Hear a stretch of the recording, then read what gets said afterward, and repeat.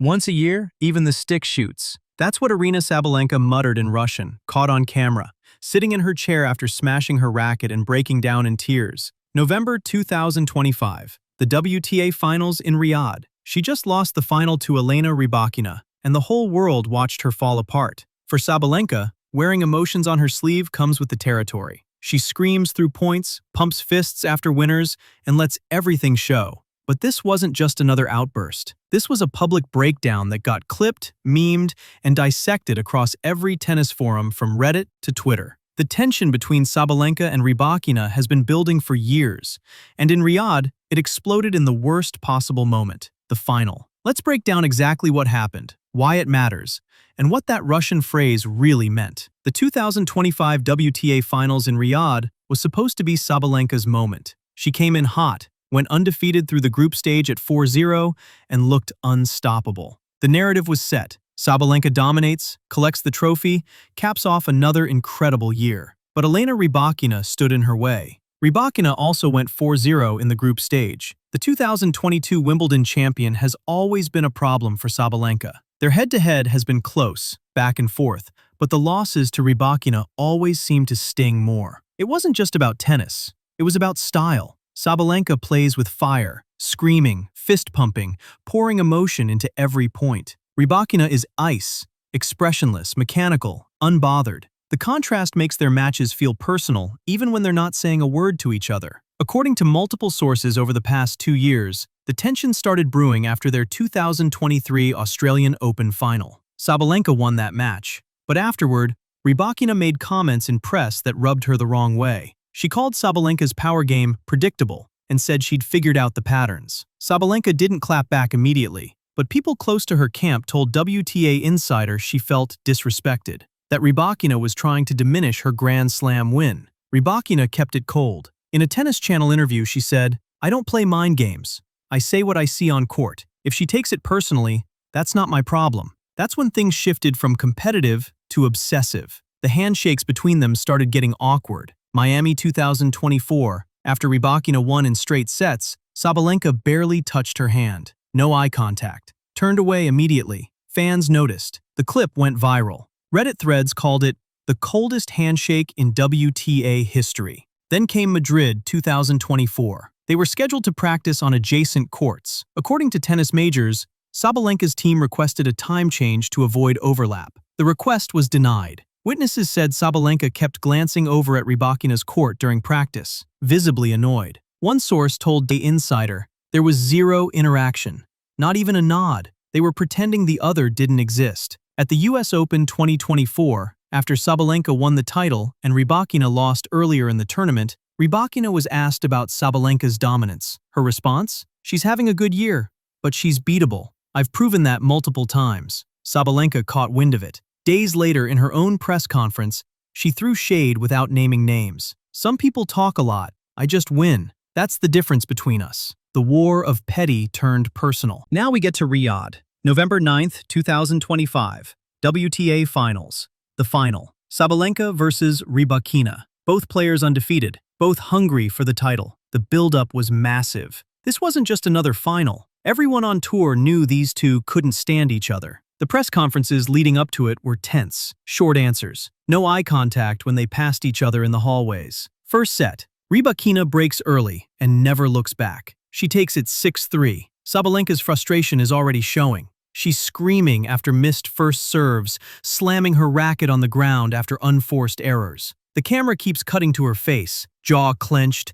eyes locked on Rybakina across the net. Rybakina, meanwhile, shows nothing. No emotion, no reaction. Just cold, clinical tennis. Second set, Sabalenka starts fighting. She holds serve, stays competitive, but Rybakina matches her shot for shot. The set goes to a tiebreak, and in that tiebreak, Rybakina doesn't miss. She plays perfect tennis. 7 straight points. Bagel in the breaker. 7-0. Match over. Rybakina wins 6-3, 7-6, 0. Sabalenka walks to her bench. She picks up her racket, stares at it for a second, then slams it into the ground. Hard. Once, twice, 3 times. The frame cracks. The strings snap. Pieces of the racket scatter across the court. Then she sits down, covers her face with a towel, and starts crying. Not just tearing up, full-on sobbing. Her shoulders are shaking. Her coach is standing nearby, trying to console her. Security awkwardly hovers, unsure what to do. The cameras don't look away. They zoom in. Close-ups of her face, streaked with tears. One commentator says, "This is really tough to watch." And then the microphones pick it up. Sabalenka muttering in Russian, "Raz v god I palka stреляет." Translated, "Once a year, even the stick shoots." It's a Russian saying. Basically means, even a broken stick gets lucky once in a while. She's calling Rybakina's win a fluke. Rybakina, meanwhile, celebrates with her team, waves to the crowd, lifts the trophy. Zero acknowledgement of what's happening on the other side of the court. Within minutes, the clips are everywhere. Twitter, Instagram, Reddit, TikTok. Sabalenka breaks down after losing WTA finals. Racket smash and tears in Riyadh. Sabalenka caught trash-talking Rybakina. The Russian phrase gets picked up fast. Tennis fans who speak Russian translate it.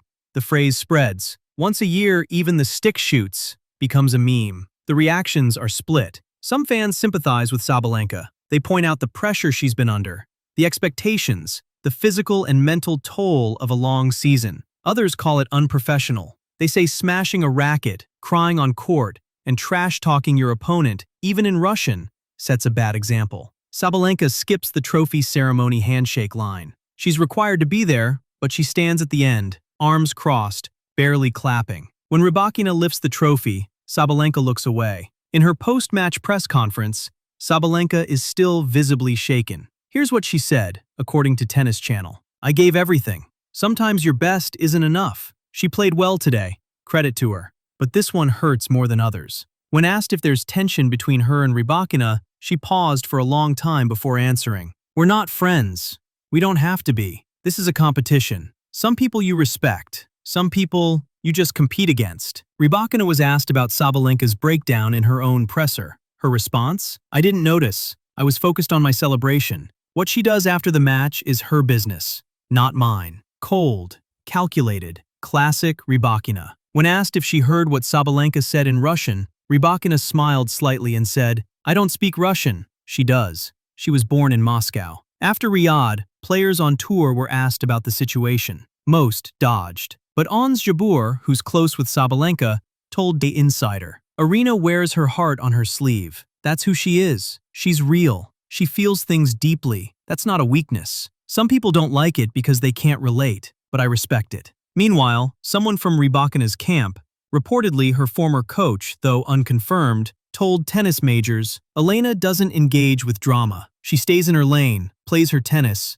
and wins. If that bothers people, that's their issue, not hers." The divide on tour became clear. You were either Team Sabalenka, emotional, fiery, authentic, or Team Rybakina, stoic, unbothered, ruthlessly focused. Social media lit up. Sabalenka's Instagram comments flooded with support, but also criticism. One brand deal she was negotiating reportedly hit a snag because executives were concerned about her public image volatility, according to an unnamed source quoted in The Athletic. Rybakina stayed off social media entirely. No posts about the win for days. When she finally posted, it was just the trophy photo with the caption, "Champion." That's it. So where do they stand now? Rybakina walked away from Riyadh as WTA Finals champion, undefeated, unbothered. She proved once again she's in Sabalenka's head. Sabalenka went home with the runner-up check and a viral breakdown video that'll follow her for years. The phrase,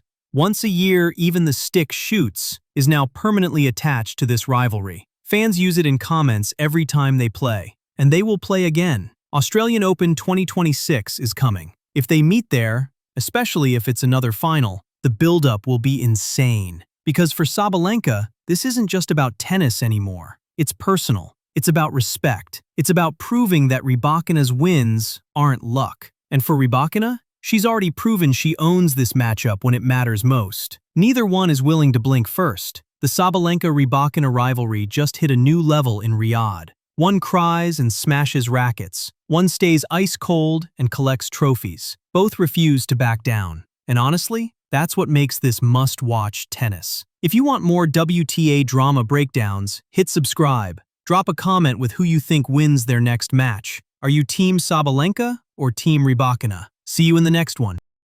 Yeah, it's actually first time it went my way, so we see. Hopefully we're gonna play many more finals. I'll make sure it was the last one.